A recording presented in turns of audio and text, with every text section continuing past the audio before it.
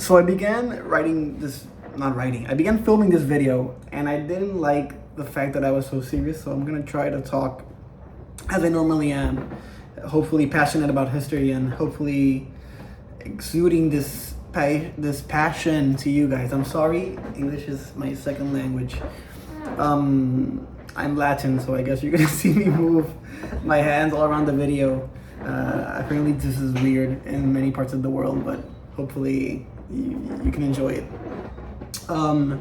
As a young historian, I'm writing a book on Alexander the Great's heirs and two of his descendants, which contribute a lot to Alexander the Great as a person, as a man.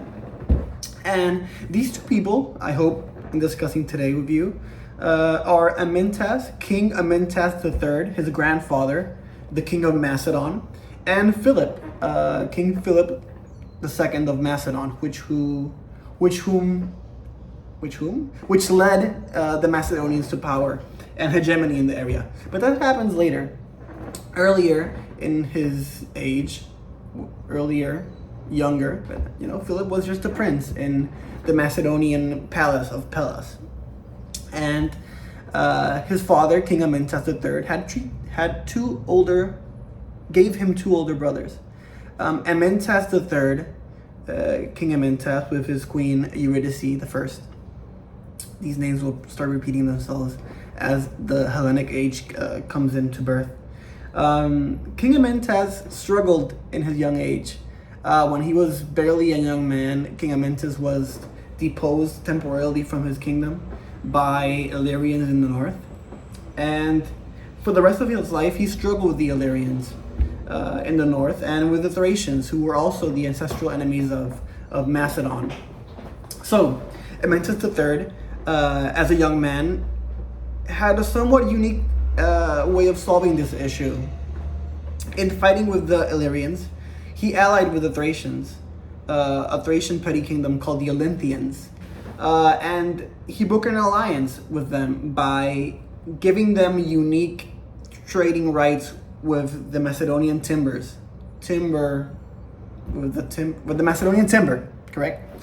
So the Olynthians now had a monopoly on Macedonian timber and trading it. So they broke an alliance, and together they could hold back the Illyrian issue to the north. Perfect. He established peace. He established centrality and order in the kingdom. Yet there was a problem with this solution, because now the Olynthians had an increase of flow of capital. So they became richer and richer due to them having not only control of their own resources, but the control of the resources of another kingdom. Thus, now Amyntas III was faced with an issue. He had an alliance, yes, but he had made one of their former enemies stronger now. And innovatingly, he tried to solve the issue by having a second alliance with another Thracian petty kingdom.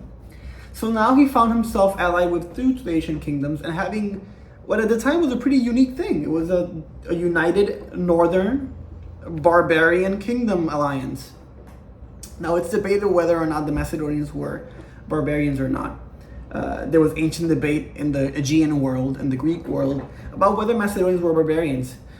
People like Hesiod would argue that the Macedonians, being descended from Macedon, their founder, and he being the son of Zeus, was related to the Athenians and to the Spartans, to the rest of the Greek world.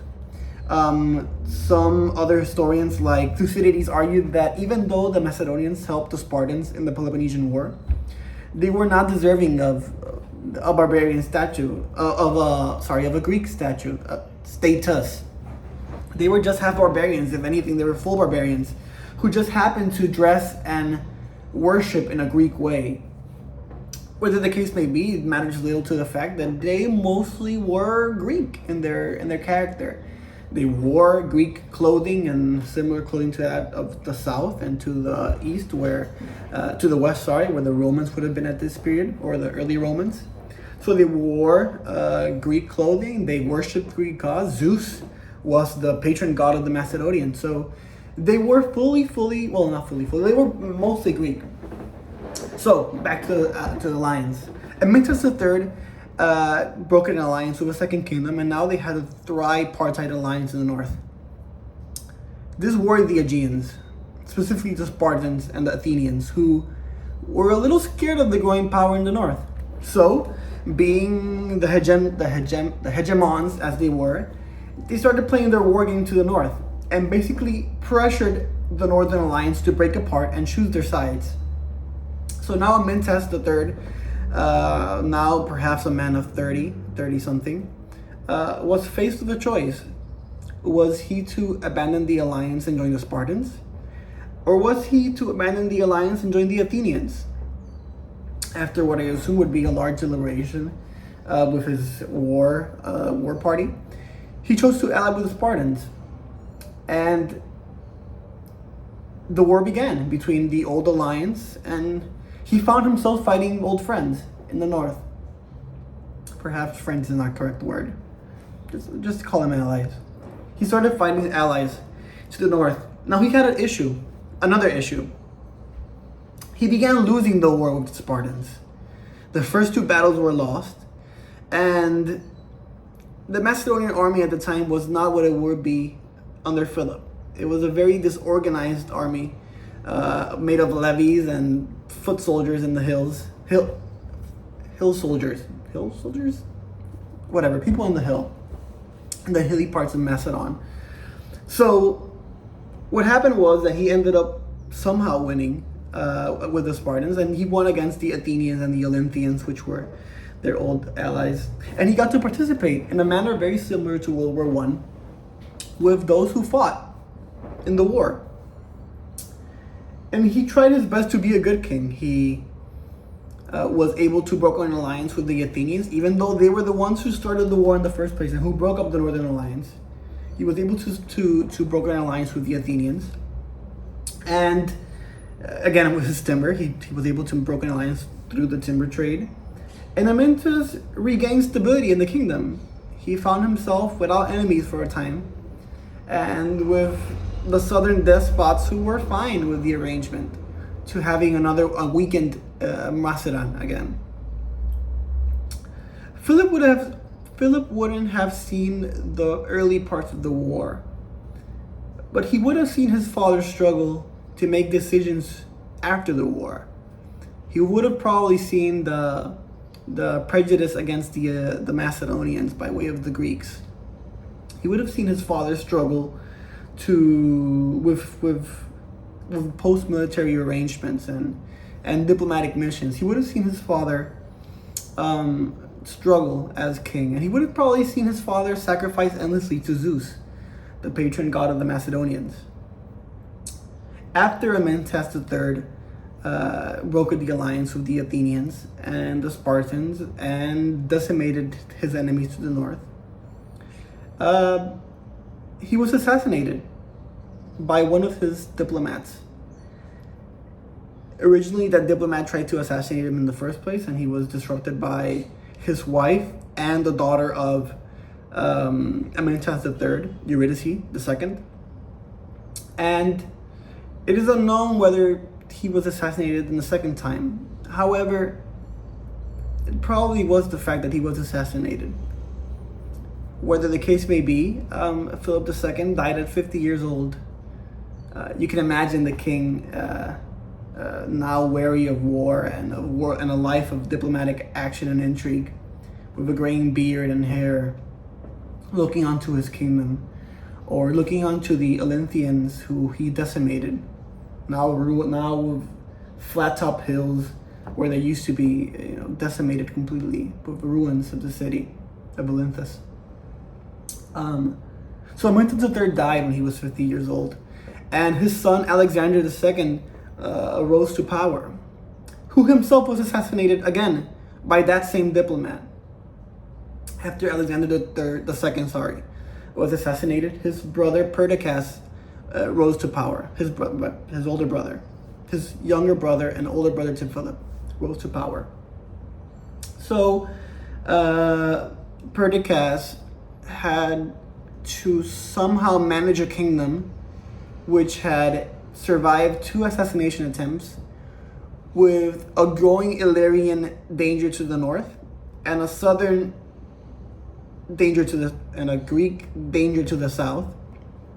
And in trying to survive that issue, the same man who probably killed his father and who killed his older brother pressured Perdiccas to send Philip to Thebes, which at the time was one of the greatest powers in the Greek world.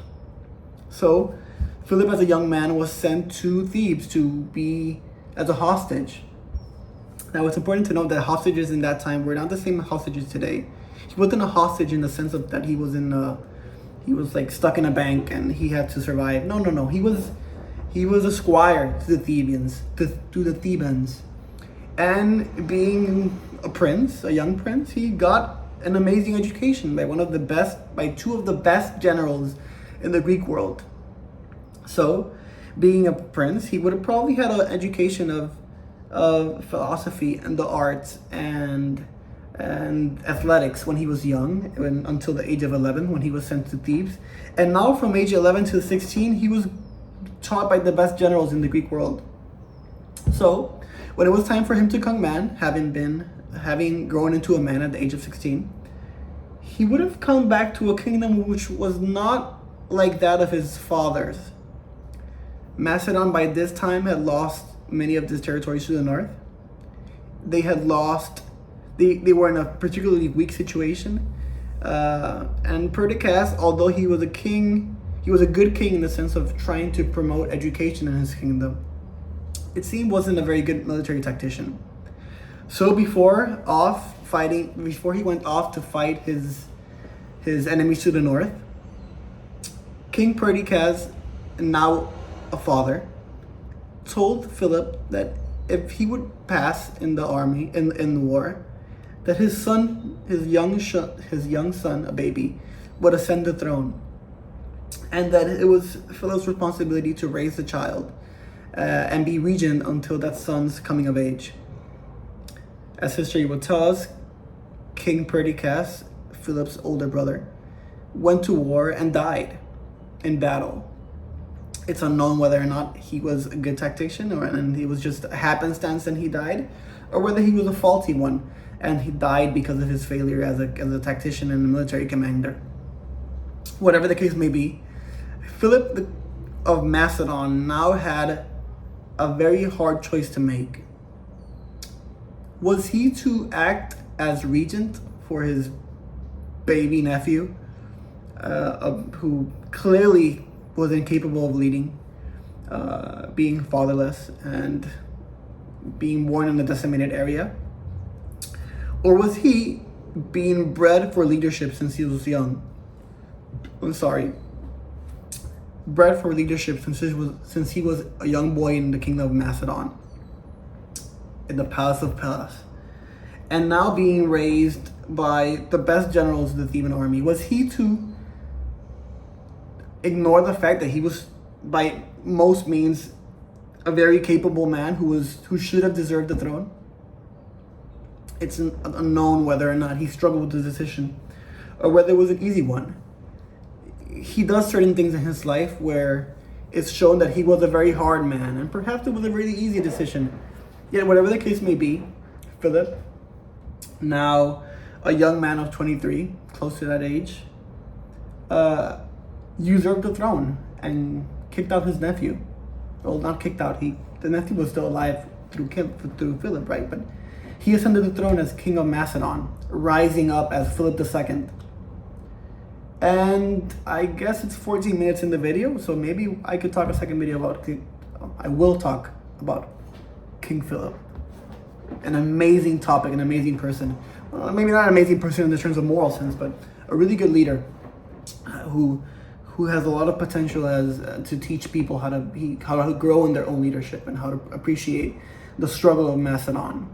So I leave you with this. What was Philip to do now? How was he able to regain a kingdom who has lost most of its army, who had lost vast territories in the north, who was struggling against southern hegemony, the Greek states, who were starting to pressure again the Macedonians in the north, and who had just usurped the throne? How was he able to lead Macedon from what is otherwise a backwater in the north of the Greek world into the kingdom that that Alexander the Great inherited. One of the most, if not the most powerful kingdom in the Aegean world. Nothing. I guess that this is the video. I'm not even sure if this is gonna reach people. I have no idea how the algorithm works. But yeah, I thank you for hearing me, and I hope you got something out of it. And yeah, have a good day. God bless.